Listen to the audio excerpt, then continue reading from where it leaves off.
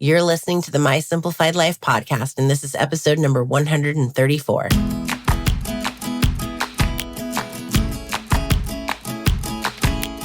Welcome to the My Simplified Life podcast, a place where you will learn that your past and even your present don't define your future. Regardless of what stage of life you're in, I want you to feel inspired and encouraged to pursue your dreams, simplify your life, and start taking action today.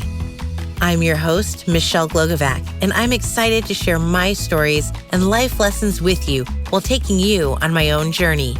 This is My Simplified Life.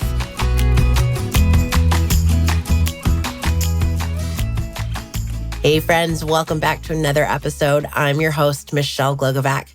And if you notice, I do have my sexy podcast voice on today because I've got some bronchitis. So excuse the deeper voice of this week. Hopefully I'll be back next week feeling a little bit better.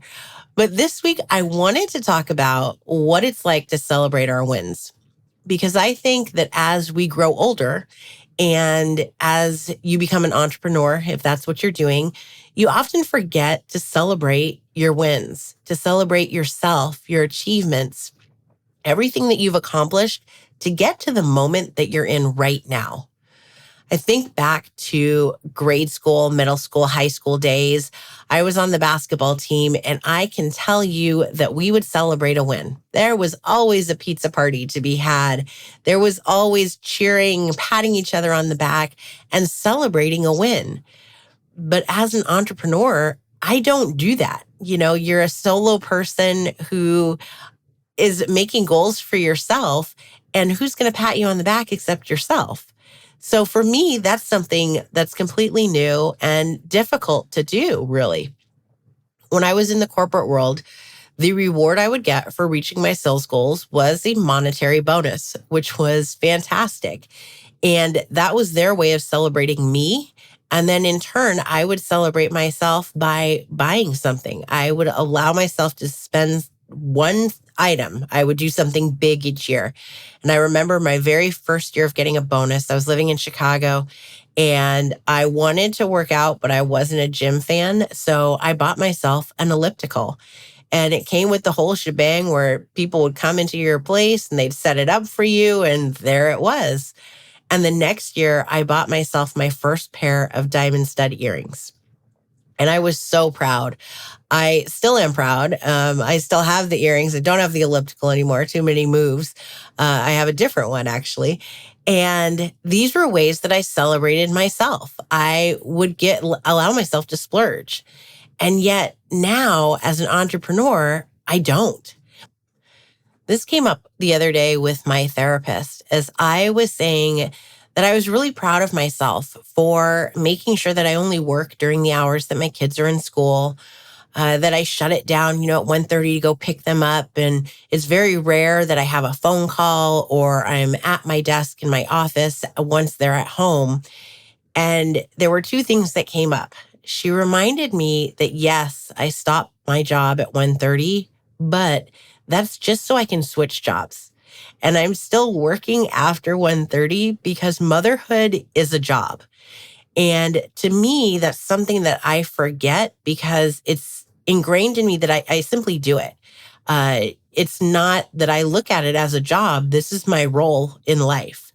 And it is a job. It's a taxi driver, it's being a chef, it's being the shopper, it's being the activity coordinator, it's all of these things. And that's a job in and of itself.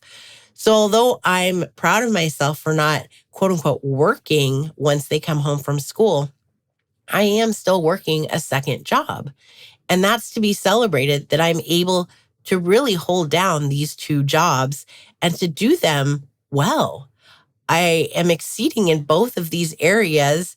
That's my personal belief because I'm crushing it in my work life. And motherhood, I'm fully present when my kids are at home. I'm able to make every practice, every activity. We go to extracurriculars. We're doing extra events at school that we don't have to, that we haven't committed to, but we're able to do that because I've committed to being fully present with them. But one of the things that I don't do enough of is to celebrate the milestones that are in my business.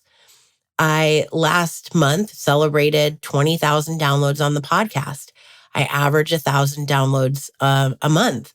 And yet, the month of April, I'm hitting 4,000 downloads, which is huge when you look at, I just celebrated 20,000 and now I'm hitting another four in a month, but I don't celebrate it.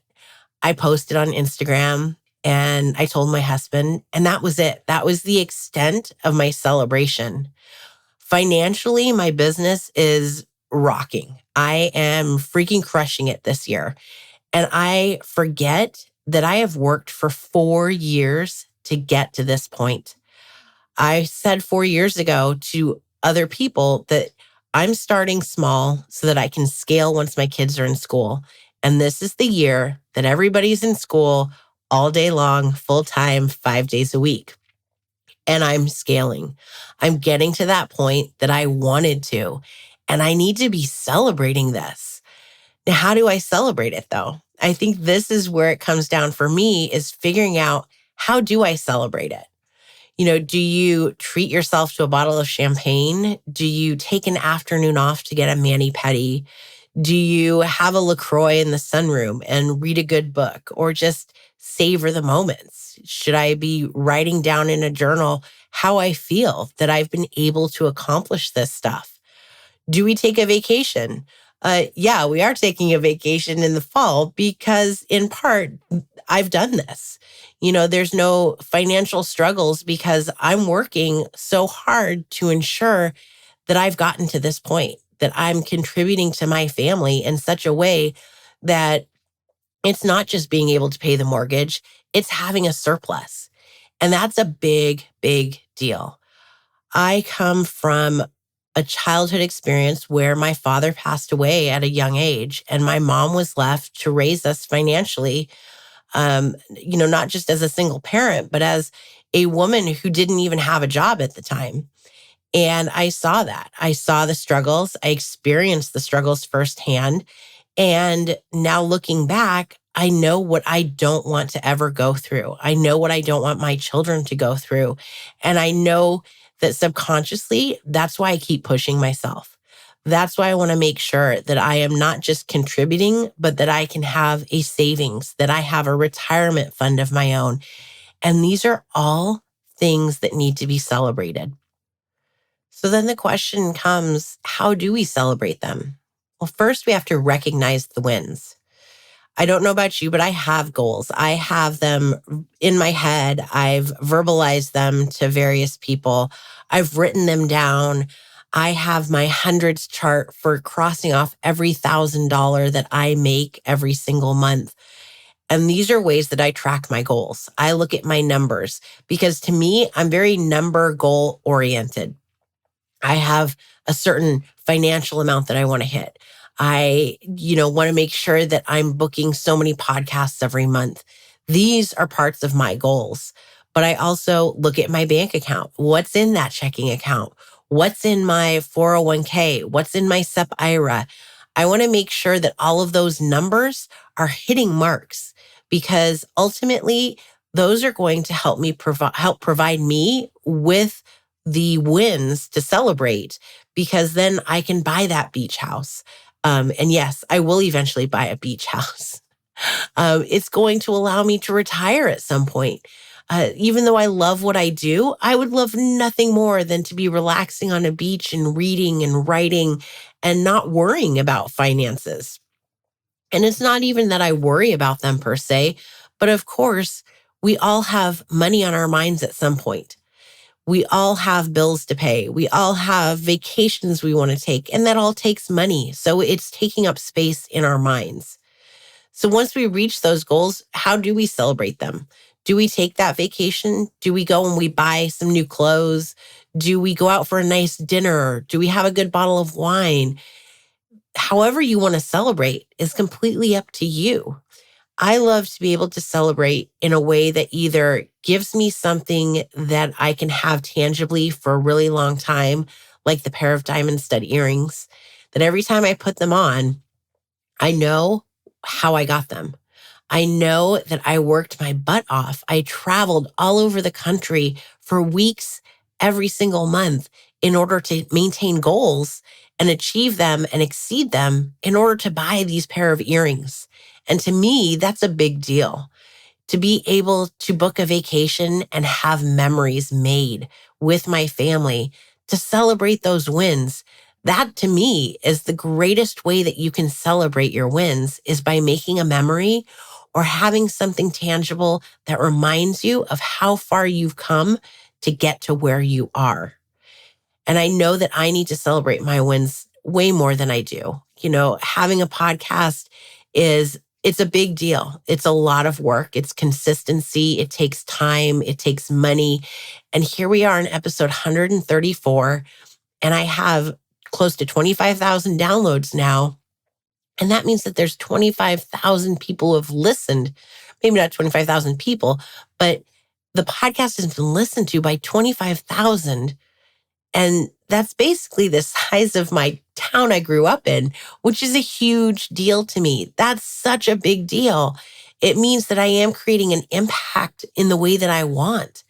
And that's fulfilling my dreams, my purpose, my passion, what I want to do.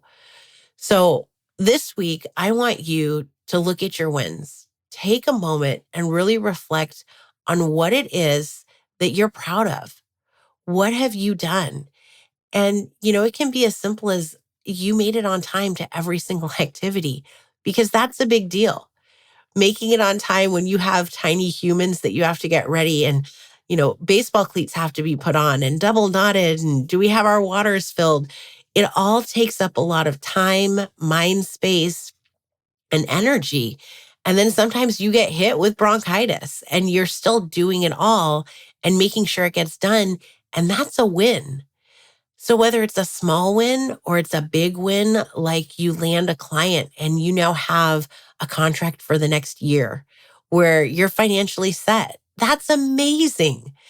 To be able to have a podcast that has listeners and is continuing to grow, it's not stagnant. That's another win. So I encourage you to celebrate yourself. Take that time to reflect on how far you've come, because these things don't just happen overnight. They take time, they take effort, they take dedication, consistency, and those are all attributes that you should be so proud of.